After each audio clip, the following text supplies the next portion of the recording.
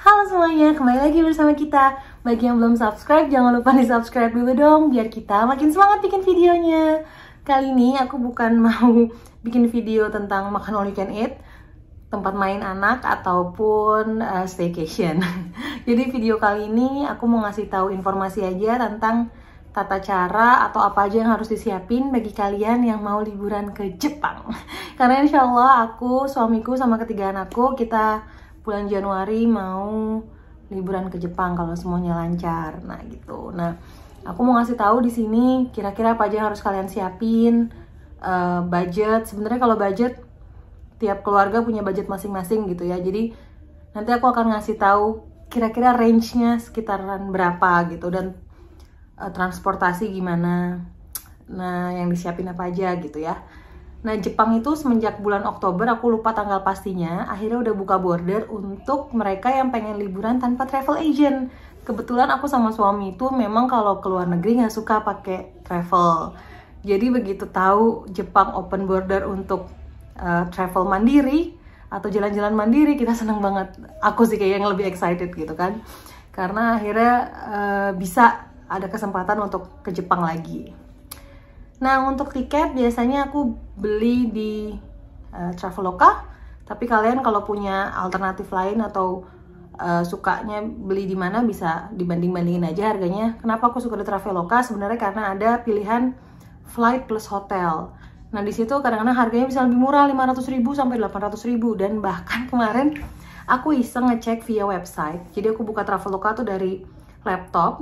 Terus aku ketemu hargaku untuk berlima itu bersama hotel. Terus aku cek, kok kayaknya harga waktu aku buka di handphone lebih murah ya. Nah, akhirnya aku coba buka lewat aplikasi di handphone. Dan turns out bedanya hampir 900.000. Jadi ternyata kalau kalian buka dari aplikasinya tuh lebih murah. Dan aku tuh lumayan banget, 900.000 lebih murah. Kan lumayan ya buat jajan gitu. Nah, setelah tiket aku dapetin.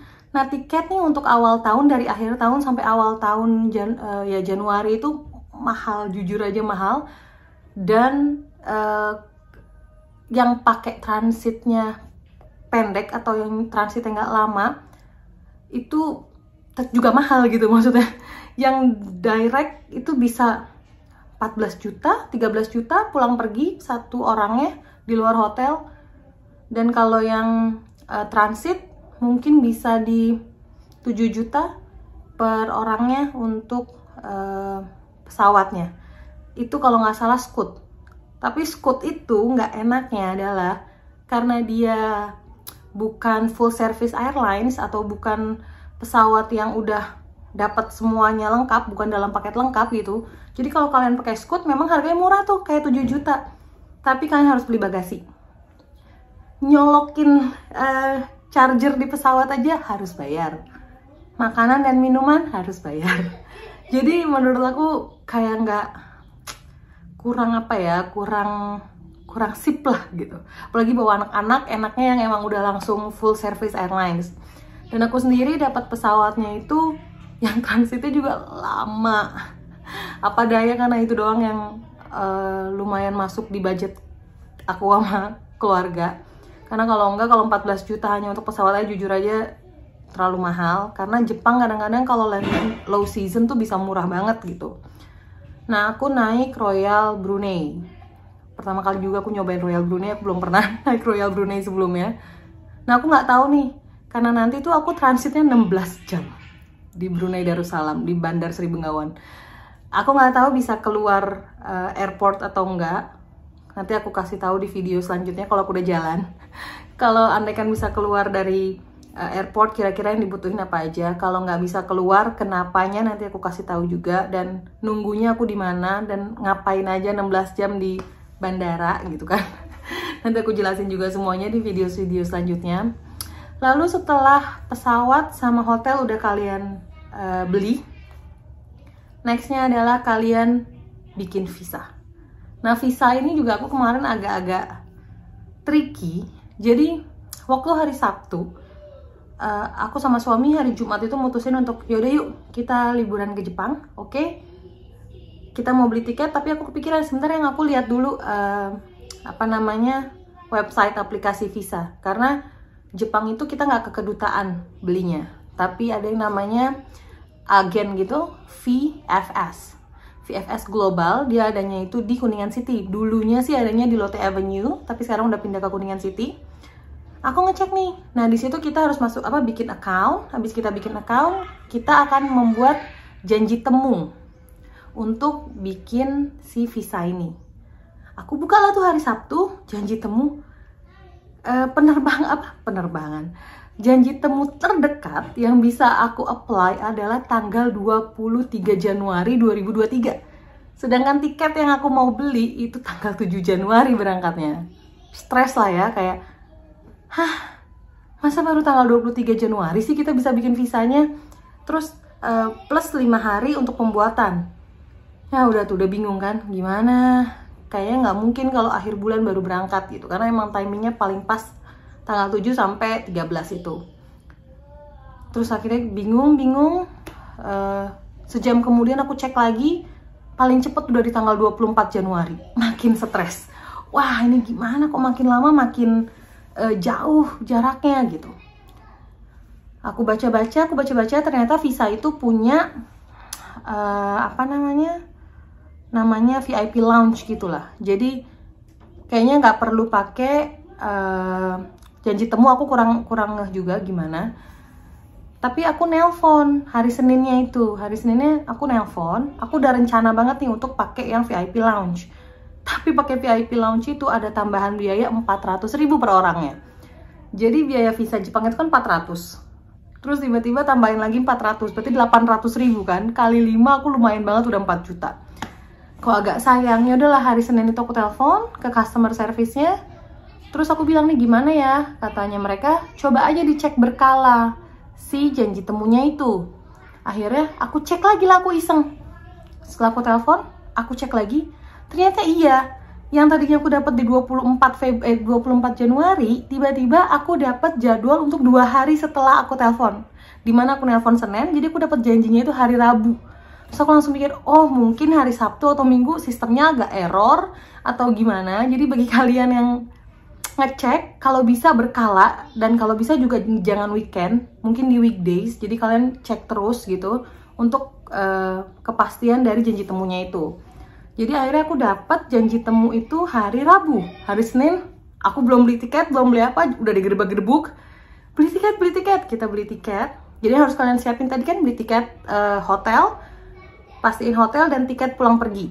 Habis itu yang dibutuhin untuk visa, untuk foto, kalian kalau bisa pergi aja ke tempat foto yang emang udah biasa bikin visa. Aku di Adorama. Nanti tinggal bilang untuk visa ke Jepang gitu. Ukuran visa ke Jepang tuh sekarang udah jadi 3,5 kali 4,5 cm.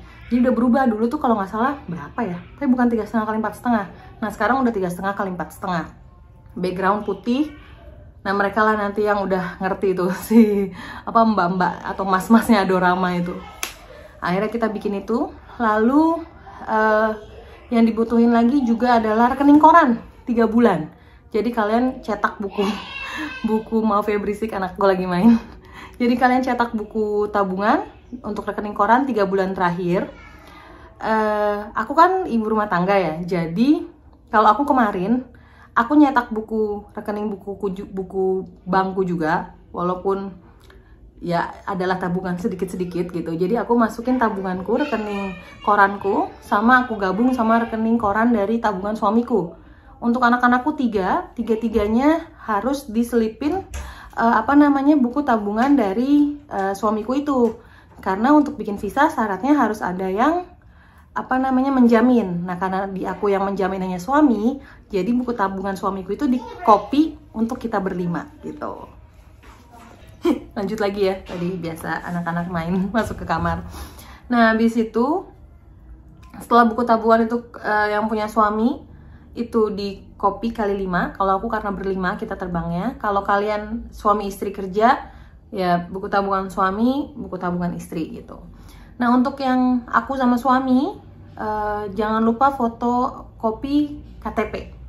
Jadi yang dibutuhin fotokopi KTP untuk aku, tabungan 3 bulan, formulir visa itu bisa download di websitenya Embassy Jepang kalau nggak salah, apa Embassy, apa VFS-nya gitu ya. Kalian pokoknya cari aja, itu nanti kalian harus isi. Jadi formulirnya itu harus diisinya menggunakan apa sih, langsung di sananya lah, langsung dipakai PDF lah ya nantinya. Akhirannya diekstrak jadi PDF. Jadi kalian diketik di situ jawabannya.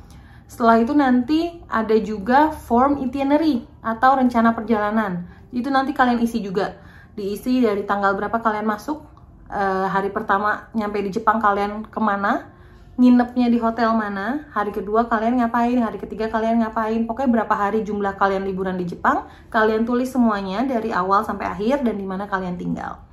Setelah itu juga karena aku ngajak anak-anak, otomatis aku butuh fotokopi KTP kakak, fotokopi kakak. Jadi aku butuh fotokopi kakak juga.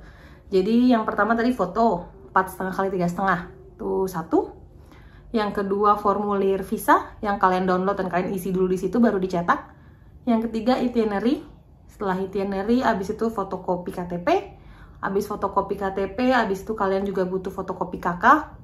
Kalau suamiku karena dia kerja, dia tambahin surat dia bekerja di mana, sebagai apa, dan kayak tulisan kalau dia pasti akan kembali ke Indonesia untuk bekerja gitu. Setelah itu kalian juga butuh bukti rekening koran tadi. Udah sih itu aja yang dibutuhin, nggak terlalu banyak. Nah, habis itu kita baru nanti bawa semuanya, nggak usah di strapless. Jadi untuk berkas-berkas itu jangan ada yang di strapless. Jadi langsung dikumpulin aja, diurutin.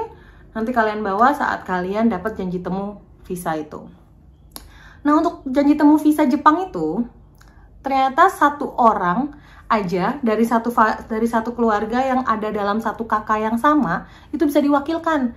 Jadi nggak ada kayak kalian harus datang ke sana sama suami sama anak 3 gitu, nggak usah. Jadi kalian cukup ke sana sendiri asal dalam satu kakak ya. Kalau kalian beda kakak ya beda yang harus datang gitu. Jadi kayak kemarin aku bawa anak 3, bawa suami tuh rame banget, ruwet. Dan ternyata kata satpam di sana, nggak perlu mbak, yang penting ada perwakilan dan kalian satu kakak, itu satu orang aja udah bisa. Oh alah, oke kalau gitu.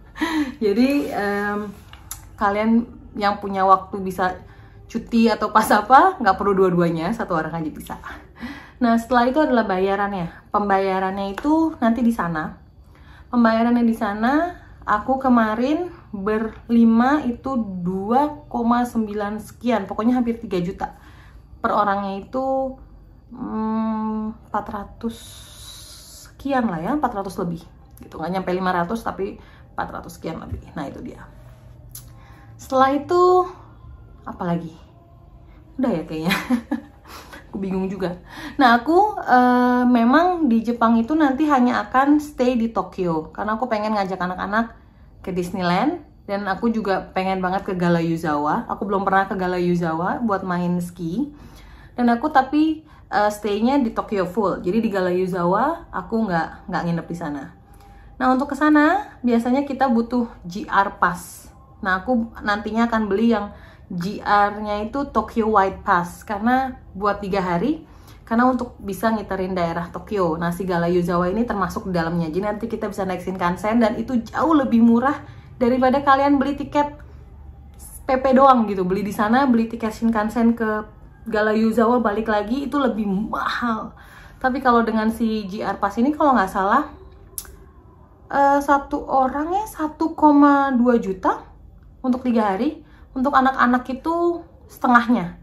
Dan untuk anak di bawah 6 tahun itu free. Jadi aku cuma bayar 3, anak-anakku yang 2 itu masih free. Nah kalau kayak gitu aku biasanya belinya di Klook. Jadi aku biasanya beli di Klook untuk tiket Disneyland, aku belinya di Klook.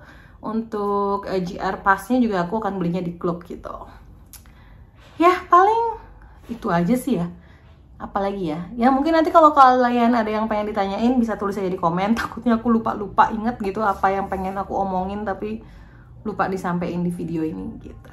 Oke deh kalau gitu, makasih udah nonton videonya. Sampai jumpa di video-video selanjutnya. Dan harusnya sih setelah ini video udah di Jepang ya, insya Allah. Oke deh, bye-bye.